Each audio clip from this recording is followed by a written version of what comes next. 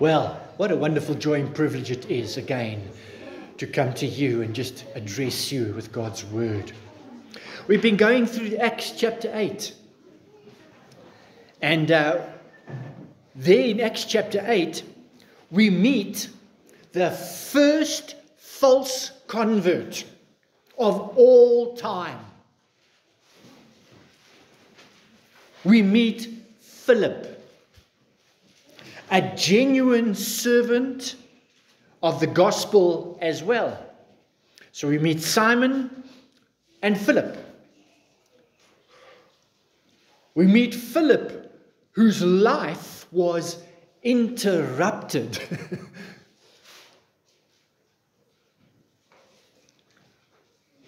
And we also met Simon, the sorcerer, the first false convert. So let's start with him, shall we?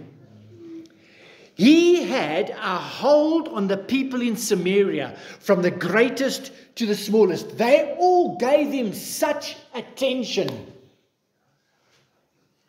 Simon misled those people by his magic.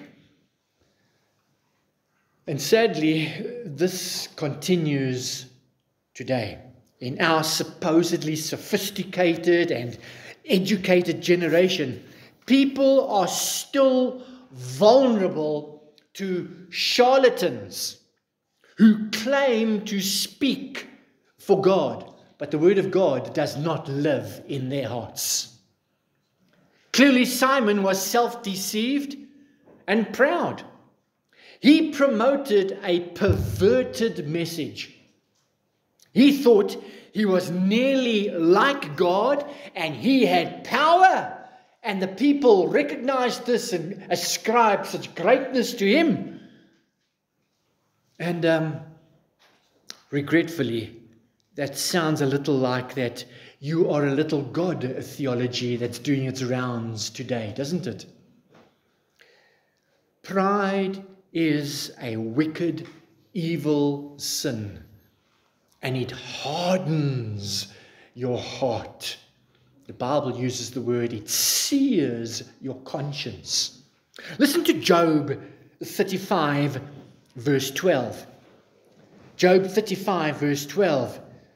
There they cry out, but he does not answer, because of the pride of evil men. Their hearts are hard and proud. Psalm 10 verse 4. Psalm 10 verse 4. The wicked in his proud countenance does not seek God. God is none of his thoughts. Well, this hard heart continues to be described in Proverbs 16. Just turn over a few pages. Proverbs 16, verse 4. A haughty look, a proud heart, and the ploughing of the wicked are sin. Simon was self-deceived. He thought he was really something special. But Paul says in Galatians 6 verse 3, turn to the New Testament, Galatians 6 verse 3.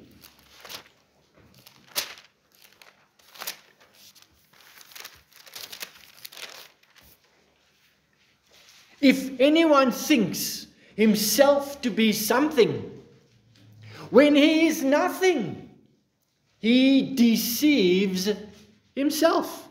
Friends, the Bible tells us that God opposes the proud. Jesus had something to say about this too in Luke 18 verse 9. I'll give you a moment to find it. Luke 18 verse 9. Matthew, Mark, Luke 18 verse 9.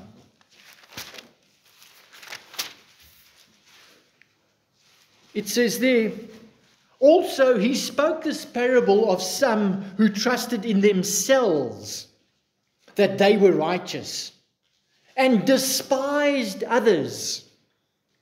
Two men went up to the temple to pray, one a Pharisee and the other a tax collector.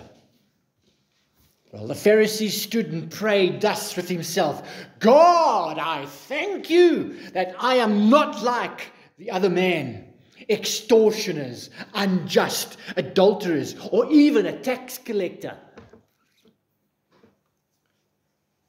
I fast twice a week. I give tithes of all that I possess. And the tax collector, standing afar off, would not so much as raise his eyes to heaven, but beat his breast and saying, God, be merciful to me, a sinner. I tell you, this man went down to his house justified rather than the other. For everyone who exalts himself will be humbled, and he who humbles himself will be exalted. Now, James 4 verse 6 adds to this. James 4 verse 6, just after Hebrews. James 4 verse 6. But he gives more grace. Therefore he says, God resists the proud, but gives grace to the humble. Notice what goes into a soft heart, a repentant heart. Grace. There's no grace in a hard, proud heart. You don't have grace to give. Therefore, submit to God. Resist the devil and he will flee from you. Draw near to God and he'll draw near to you. Cleanse your hands, you sinners, and purify your hearts, you double-minded. Lament, mourn, and weep. Let your laughter be turned to mourning and your joy to gloom. Humble yourselves in the sight of the Lord, and he will lift you up. You see, Simon had a wrong view of salvation. But Philip preached the good news about the kingdom of God and the name of Jesus Christ. His focus was completely the opposite of Simon's. Now turn to Acts chapter 8, verse 14. Acts 8, verse 14.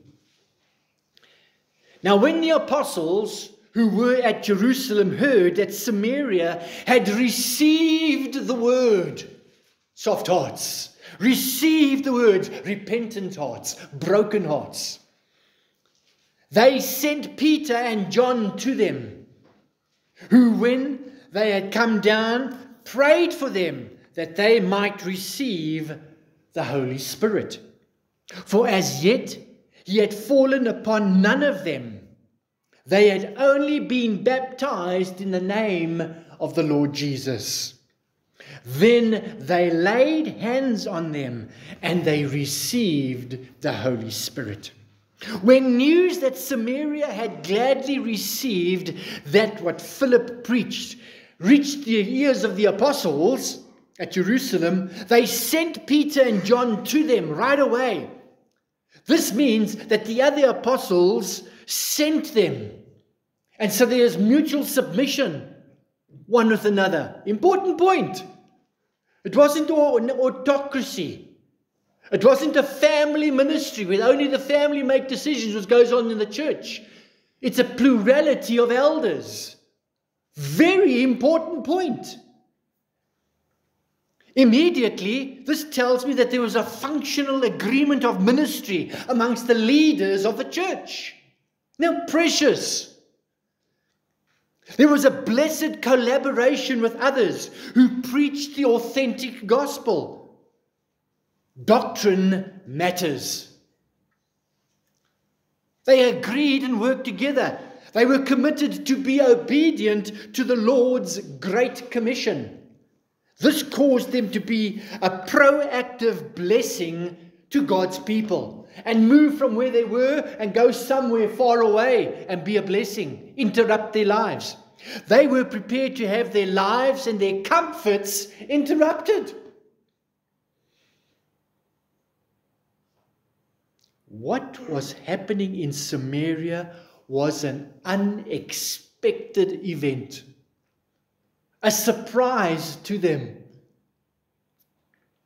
These circumstances, the reception of the word, changed the apostles' plans in Jerusalem and disrupted all their routines.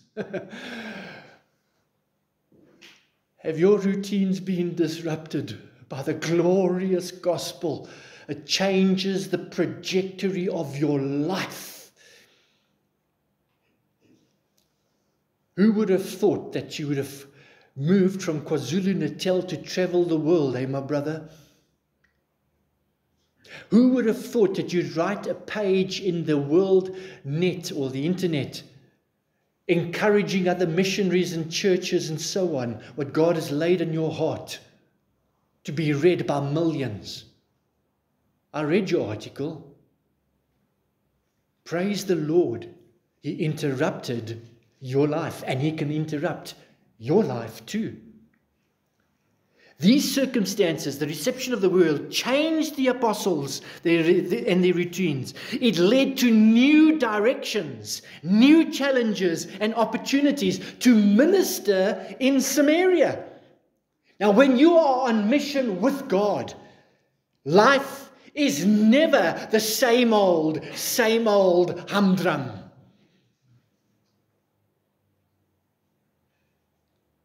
If that describes your Christian experience today, please, you must come and talk to me, because there is a problem. You have a heart problem, and I'll be happy to walk with you. God's interruption was His invitation to the apostles to join God in what He was doing in Samaria, building His church. This interruption led the apostles to leave Jerusalem and go to Samaria, as I said, a place of historic animosity towards Jews.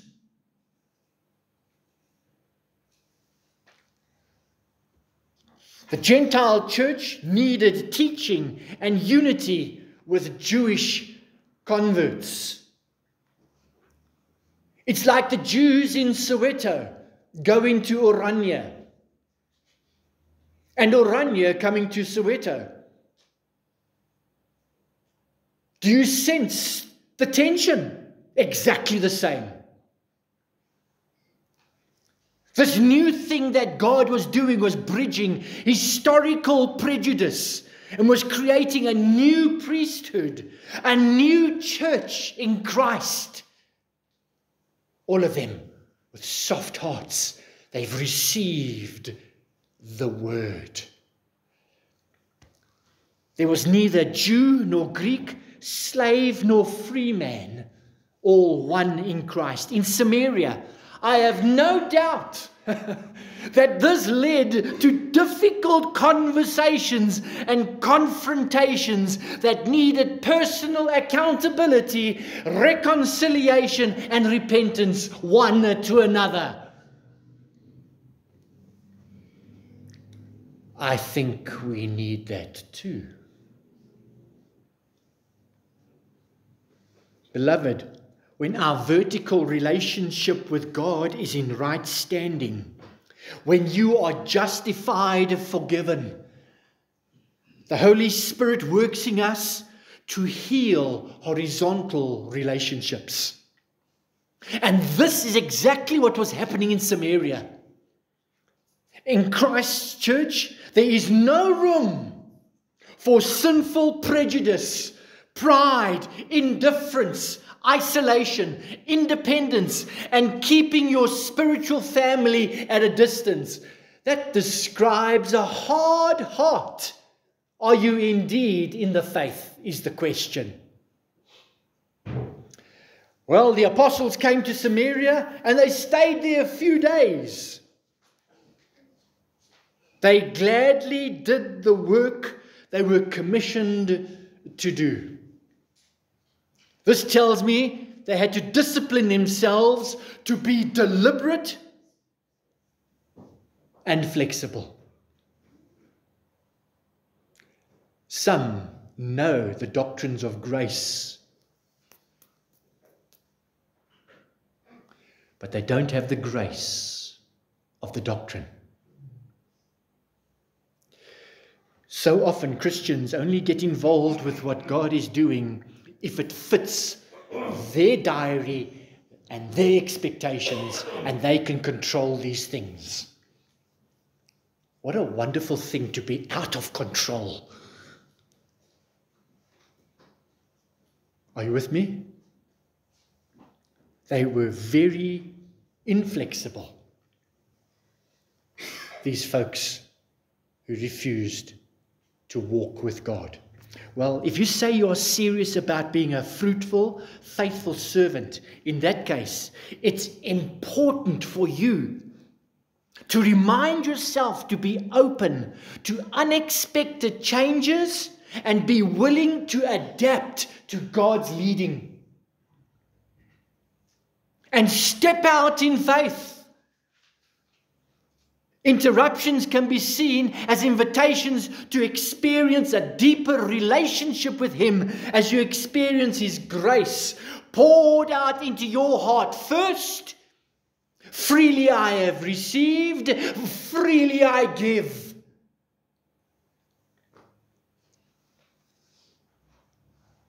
We will hear about Philip and the Ethiopian when Stephan preaches. Naya will show us how God interrupted Saul's life.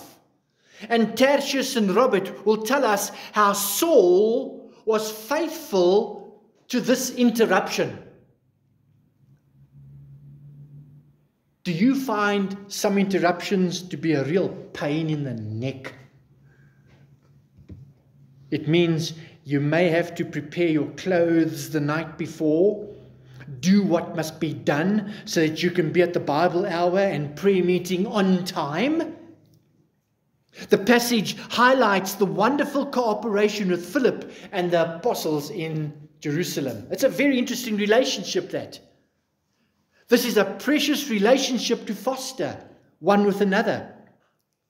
What word did the Samaritans receive, you might ask? They had experienced Philip's faithful ministry of preaching the gospel. He preached that a person must be born again. The sinner is to have faith in Jesus Christ alone, that Christ has paid their spiritual debt to God. Philip taught repentance. I do not doubt that he also taught believers to hate their sin and to fear God. That community in Samaria accepted and received the word of God. That acceptance was not just an intellectual belief. Stop there a moment today. There are many who believe in Christ, even in this room perhaps. You really do believe in Christ. Yet, you're not a Christian. You're not God's child. And I need to say to you with graciousness and kindness, perhaps you're as deceived as Simon was. Listen to James. You don't have to turn there. James 2 verse 19. You say you have faith, for you believe that there's one God. And James says, good for you. Even the demons believe, and they tremble in terror. This is a vital issue to grasp, as it reflects the spiritual condition and heart of our generation.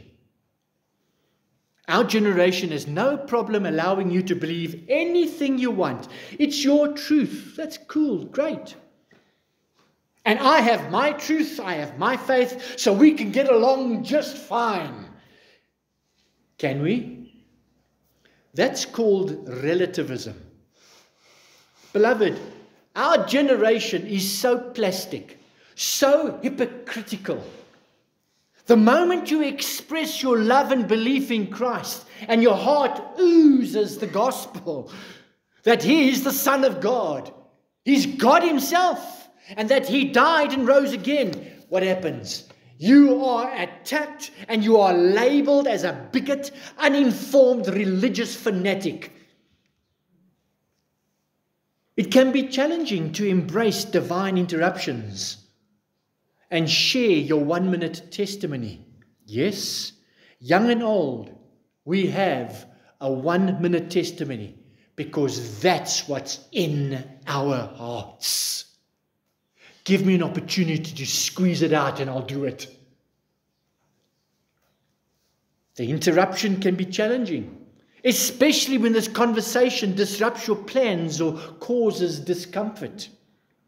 Our generation pays lip service to believing in Christ. They regard themselves as Christian because they do not believe in or follow Muhammad or Buddha. Well, you see, James 2 challenges that deception. Your professed faith might be nothing more than a mental assent. A well-known fact. You understand and just accept Christ as a historical fact. Yes, he existed. Just because you believe that, you think that that is belief. You think that is saving faith. No, it isn't. No. Such intellectual agreement involves no commitment to the person of Christ. You haven't welcomed and received the word. This may be you today, is it? This non-committal understanding does not produce a transformed heart. Not a moral heart, a transformed heart. It's not enough to believe in the existence of God. True, this is essential, but it is not sufficient. That does not save you. Even the demons believe in the existence of God, and they shudder at the thought of their eventual punishment by Him. Jesus, Son of God, have you come to judge us before the time? They said to Him when He cast them out of the pigs. Well, they know that there is coming a day. That kind of belief is not saving faith. When a person truly believes on the Lord, it involves a commitment of your soul, your body, repentance, remorse, trust, and belief. It demands the whole of you. This commitment in turn results in a changed life. Faith apart from works is just head belief, and therefore a dead belief. The Samaritans believed and trusted in Christ to save them. When they received the word of God, it transformed their lives. This is the kingdom Christ was talking about when He said that His kingdom is not of this world. His kingdom, dear beloved, is in the heart of men and women and boys and girls. No matter where you live, no matter what culture, no matter what skin color. Christ has washed the Samaritans of their sin, and He's still washing them daily from their sin. Doesn't mean that they're sinless. They have been recipients of a minister whose ministry was so faithfully to lay down his life for them, and has brought them the gospel. Stop there a moment again. This is a vital point to consider. So interesting. When you read those words, the scenes just fleet past you without, hang on a minute, let's dig a little bit deeper. What's going on? There are beloved brothers and sisters in history, and certainly today, who pay a huge price to be faithful to the Great Commission. I don't think we fully appreciate that. A price they will not disclose publicly to try and get your pity. I recently counseled a fellow pastor whose wife is sick and tired of battling financially. The church does not support him as they ought to. The congregation does not walk in faith and proactively bless the man who brings good news. His heart is filled with challenging anxiety. He sent a WhatsApp to me and he said he's down and out and his wife wants to divorce him. My heart goes out to him. What a price to pay. To be neglected and taken for granted by those whom you love and sacrifice your life is a painful experience.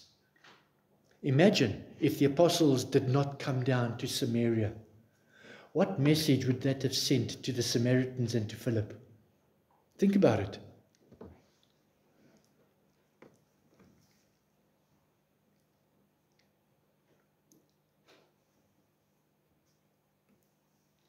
Paul experienced the same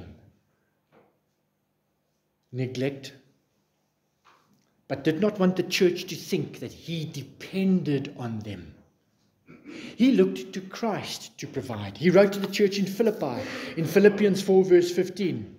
I'll give you a moment to find it. I think it's valuable exercise to do that. Galatians eat pork chops. Philippians 4 verse 15.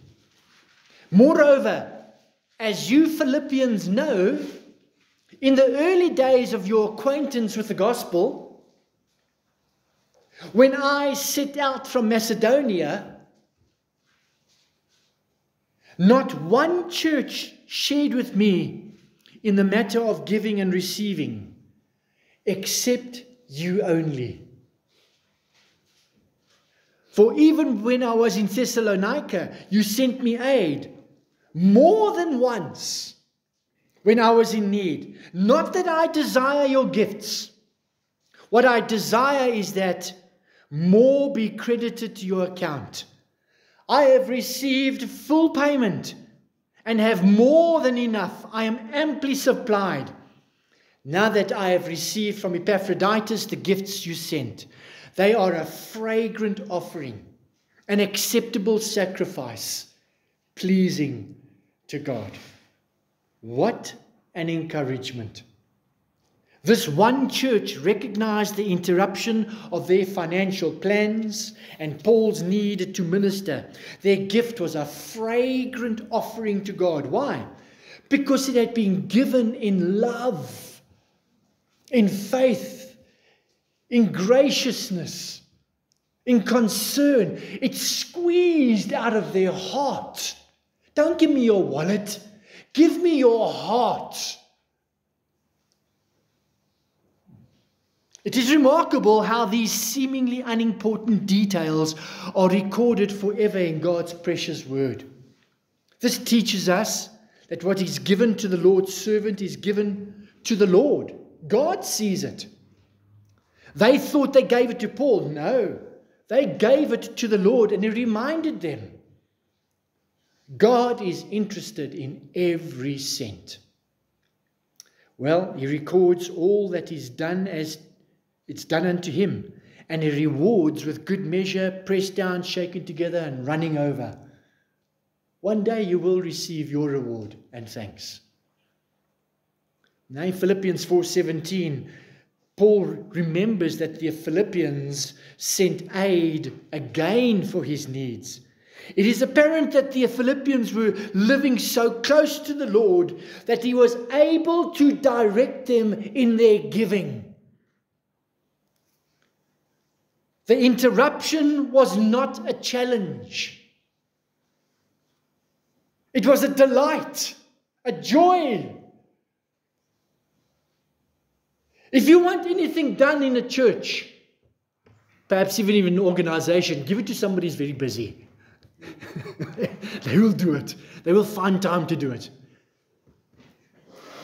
Well, the Holy Spirit placed a burden on their hearts for the Apostle Paul. They responded by sending finances to him again and again. That is twice that we know of. Paul did not minister to get money or comfort or a pity party.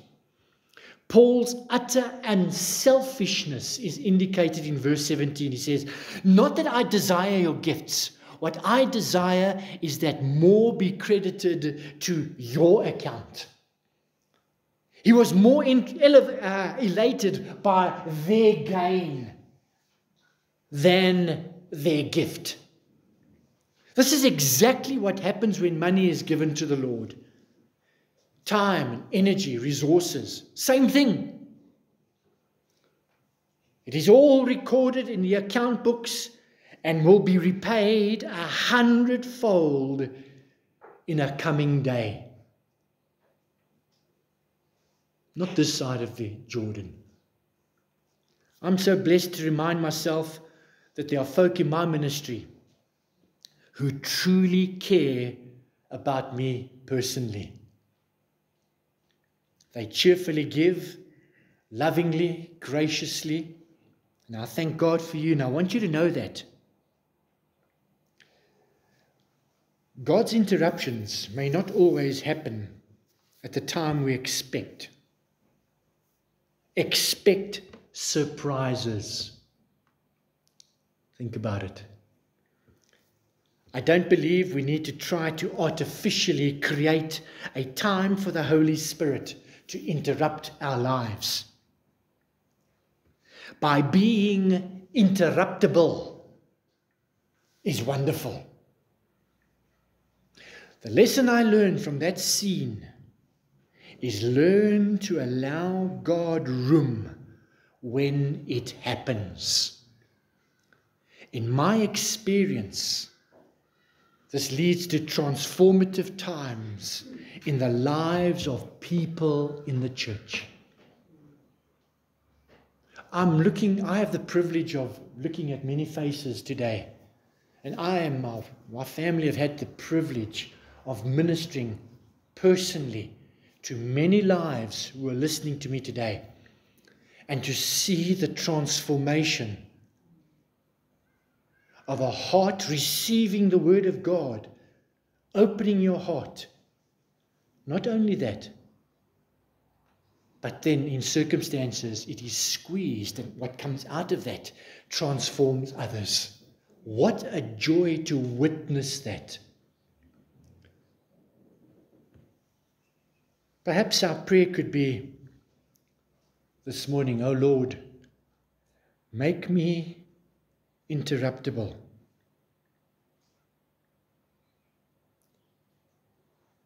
Ask Him with a listening heart and ear, what are you doing in this place at this time? And how do we need to pay attention? This morning at the Bible Hour, we looked at the final day and the final unit of the study. And we were reminded that this is not the end of experiencing God. It's actually the beginning. It's only just started. You've just been given the tools for this blessed interruption and walk with God. Young and old, whoever you are, God can use your life. Father, we thank you for the privilege of ministering in your name. We thank you for hearing your word. We thank you for faithful ministers in our lives who have poured so much into our lives. I pray, oh God, that you would be honored, well, not honored, but you would be pleased with our lives, with the fruit of our faithfulness, with the fruit of our obedience. Oh God, thank you for my brothers and sisters in this place, that we can work together, collaborating, being a blessing to others in our community. And oh God, we recognize that our community is a quarry of hard hearts. Holy Spirit, send revival, I pray, but start with me. For Jesus' sake. Amen.